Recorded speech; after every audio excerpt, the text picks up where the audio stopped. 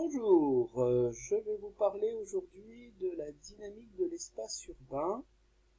Alors c'est une théorie personnelle que j'ai faite, que je raffine depuis plusieurs années. C'est la première fois que je la mets en vidéo et que je rassemble la totalité des éléments de cette théorie. Donc, vous verrez, c'est assez touffu. Et en fait, on est obligé de la subdiviser en plusieurs parties. Alors, on va commencer. Alors déjà, c'est une théorie qui a pour objet de décrire et d'expliquer les relations dynamiques complexes entre, d'une part, l'étalement urbain, d'autre part, la dynamique des déplacements, et enfin, les changements de perception de l'espace urbain. Donc je l'ai mis sous forme de schéma. Vous avez donc d'un côté la population, la densité, la forme urbaine, l'étalement urbain. De l'autre côté, la vitesse, les flux, la mobilité routière. Et enfin, la perception de l'espace et la cognition. Et donc ces trois éléments sont liés dans des boucles d'interaction. Donc ça signifie quoi? Ça signifie que un élément est toujours en relation avec l'autre et l'autre est en relation avec le premier élément. Donc la théorie se décompose en trois sous-ensembles. Donc je ferai plusieurs vidéos pour cette théorie. Donc alors c'est à suivre dans l'ordre, hein, ces vidéos. Donc la première partie, donc c'est une théorie du couple dynamique vitesse-densité ou étalement urbain. La deuxième partie, c'est une théorie de l'espace perçu ou proxémique. Et enfin, la troisième partie est une théorie de la perception dynamique. Alors, théorie de la dynamique du couple vitesse-densité. Bon, déjà, pour comprendre le couple vitesse-densité, il faut savoir ce qu'est la densité.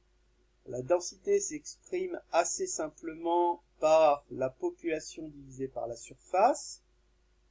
Quant à la vitesse, il s'agit de la distance divisée par le temps. Donc l'idée générale est, pour une ville fictive, de montrer qu'il existe un lien entre la densité de population et la vitesse des véhicules. En gros, on cherche à savoir quel est l'impact de la vitesse sur l'extension des villes et comment l'extension des villes agit sur la vitesse. On parle alors de relations dynamiques ou interactions. Donc commençons déjà par la chose peut-être la plus simple, à savoir la question de la forme urbaine ou de l'étalement urbain. Donc si une ville est un disque, alors on montre d'après l'économie urbaine ou la nouvelle économie urbaine, donc il s'agit du modèle d'Alonso, qu'il existe une relation entre la densité D et la distance à la ville, X. Donc en gros, plus on s'éloigne du centre de la ville, plus la densité diminue, et cette décroissance est exponentielle. Donc, à partir depuis la densité centrale, notée D0, vers une densité dite nulle, quand on s'éloigne à l'infini de la ville. Donc vous voyez bien déjà qu'il y a un problème de limite, c'est-à-dire que la ville est considérée comme infinie. Et bien c'est un problème qu'il va falloir qu'on résolve, d'où l'intérêt de faire une deuxième partie, qu'on verra plus tard. Traitons maintenant des questions de vitesse. Donc cette question est traitée d'un point de vue théorique à l'échelle des tronçons routiers, et on parle de théorie du trafic, ou théorie LWR, Lighthill, Witham, Richards, donc qui est décomposée en trois sous-ensembles. 1. la vitesse est égale à la distance divisée par le temps. On introduit une deuxième notion qui est le débit, qui est égal au nombre de véhicules divisé par le temps. Et ensuite, on introduit la concentration véhiculaire, qui est égale au nombre de véhicules divisé par la distance. Vous voyez donc qu'il y a le temps, la distance et le nombre de véhicules qui sont communs. Tous ces éléments permettent de déduire la relation Q égale KV avec le débit qui est égal à la concentration fois la vitesse.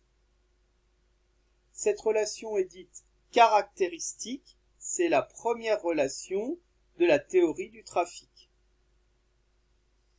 Ensuite, vous avez la relation entre la concentration K et le débit Q. On parle de diagramme fondamental. Le diagramme fondamental qui vous est présenté ici, donc en parabole, est en fait une forme simple, qui est la première forme du diagramme fondamental. On parle de modèle de Greenshields, donc qui est assez ancien, hein, puisqu'il date des années 30. Et qu'est-ce qu'il nous montre, ce diagramme de Greenshields? Eh bien, il nous montre que pour un tronçon routier, il y a deux situations. Une situation dite fluide, c'est-à-dire quand le débit augmente, la concentration des véhicules augmente jusqu'à un seuil de saturation. Et après ce seuil de saturation, c'est l'embouteillage. On passe en régime saturé et la concentration continue à augmenter quand le débit, lui, tend vers zéro. Vous avez donc l'expression suivante, donc qui met en relation donc le débit avec la concentration. Enfin, la troisième relation de la théorie du trafic est la relation dite dynamique entre la concentration K et le débit Q. En gros, la somme des flux qui arrivent en un lieu I est égale à la somme des flux qui partent de ce lieu I. Ou on peut l'exprimer sous une forme mathématique assez complexe, donc sous la forme d'intégrales. Donc ces intégrales permettent alors de définir l'expression aux équations dérivées partielles, ici, avec le zéro à la fin. En réalité, dans la dynamique urbaine, quand on a ce type de relation, quand un flux arrive en un lieu I, il se crée une congestion. Et donc, un flux secondaire est émis, on change, c'est pour ça que l'on change l'expression aux dérivées partielles ici, et au lieu qu'il se passe rien, il va se créer une congestion, et on note cette congestion R, ou dérivée de LI sur dérivée de XI.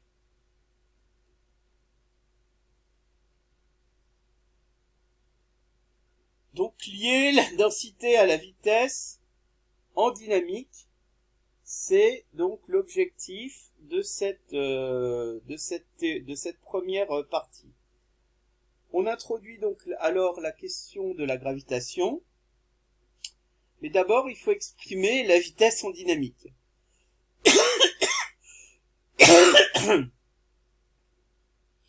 Vous vous souvenez du modèle de Greenshields, donc que je vous ai présenté, la parabole? Eh bien, si on divise cette expression par KI des deux côtés, on obtient la vitesse qui est égale donc à cette relation linéaire. À présent, on peut considérer que la vitesse VI et la concentration KI et la densité GI sont des fonctions du temps.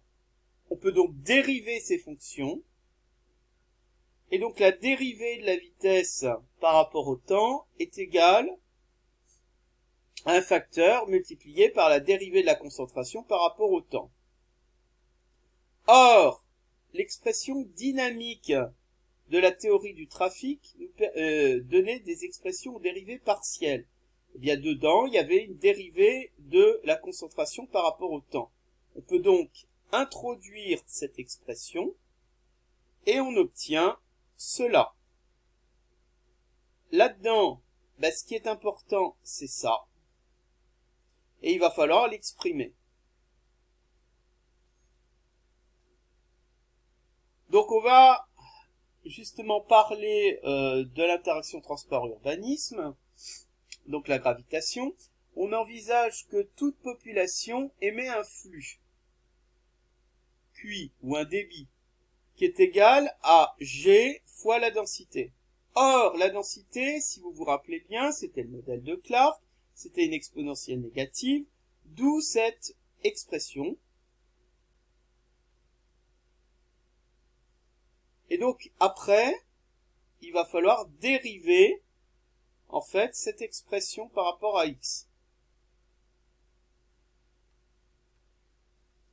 On en conclut donc cette expression-là, pour la dérivée de la vitesse, et en réduisant, en posant un certain nombre de paramètres, on obtient cette expression. Cette expression est la première des relations, des deux relations de la première partie de notre théorie. On obtient donc la dynamique de la vitesse. Maintenant, il faut faire l'inverse. Il faut exprimer la dynamique de la densité. Donc, on va considérer une ville disque. À une distance x du centre, l'individu dans sa voiture est soumis à une force principale qui est la gravitation.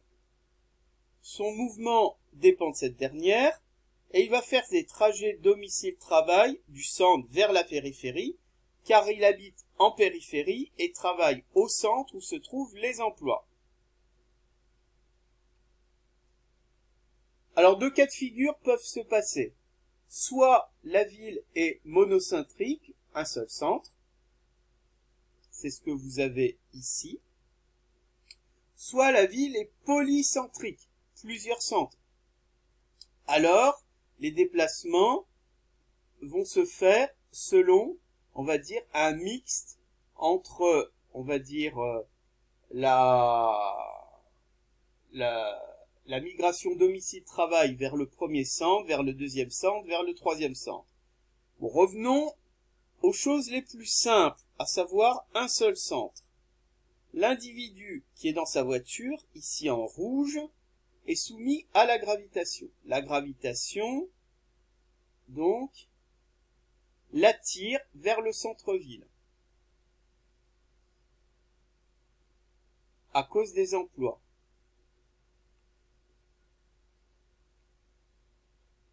On exprime donc son mouvement par la seconde loi de Newton. La somme des forces qui s'exercent sur lui est égale à sa masse, qui est négligeable, fois l'accélération, qui est la dérivée de la vitesse par rapport au temps. On en déduit donc que la somme des forces, c'est quoi? C'est la gravitation, est égale à ma. Or, la gravitation, c'est quoi? C'est une émission de masse, c'est donc G fois la densité, égale ma. Bon, on passe le G de l'autre côté, donc GI, la densité est égale à M sur G fois A. Or, l'accélération est en fait égale à V carré sur X plus D de V sur D de T. Alors, d'où je tire cette expression? C'est que, en fait, on applique ce qu'on appelle le repère de Freinet, donc qui est un repère centré sur l'individu, qui nous donne deux coordonnées, une coordonnée radiale, donc une coordonnée qui va converger vers le centre de la ville, et une coordonnée qui va être perpendiculaire à la tangentielle, perpendiculaire à la radiale. Donc, c'est d de v sur d de t. Or, si